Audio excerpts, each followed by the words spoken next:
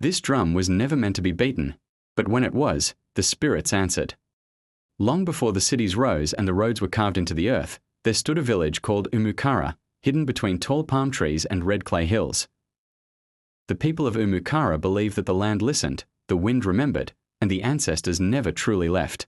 At the center of the village stood an old iroko tree. Beneath it sat elders who spoke only when words were needed. Children were taught not just how to walk, but how to listen. You're allowed to restart. You're allowed to rest. You're allowed to just be. The drum of voices was older than memory. Its skin was said to be stretched from the hide of a mystical antelope.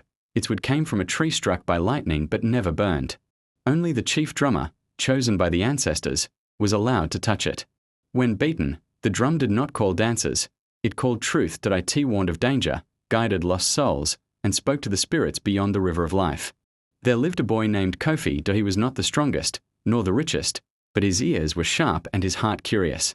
While others chased goats or played in dust, Kofi followed the elders, listening to stories whispered like secrets.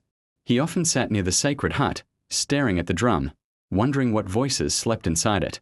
One evening, the elders gathered and spoke with heavy voices. No one must cross the river until the drum speaks. The forest beyond the river is restless, one said. The spirits are disturbed, said another. The villagers obeyed, all except one. His name was Boju, a proud hunter. He laughed at warnings and trusted only his spear. The spirits do not feed my children.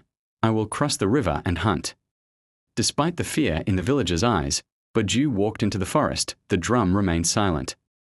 That night, screams echoed from the forest. Not human screams, not animal screams. The ground trembled. Dogs howled. Children cried. By morning, Boju did not return. At dawn, the chief drummer approached the sacred drum. He struck it once.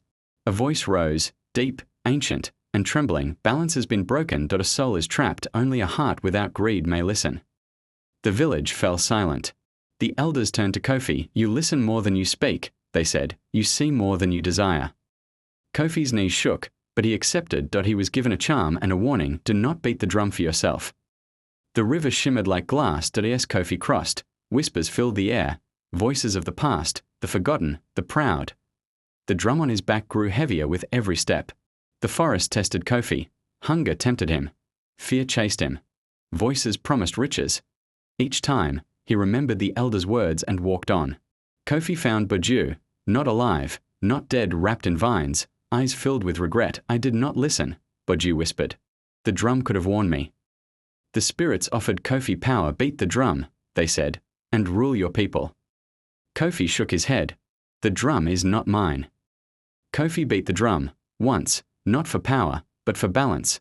The forest trembled, chains broke. Boju's spirit was freed. Kofi returned at sunrise. The drum was silent again. The elders bowed. From that day, the people of Umukara taught their children, wisdom listens before it acts, greed walks alone, and power belongs to those who refuse it. The drum still rests beneath the iroko tree.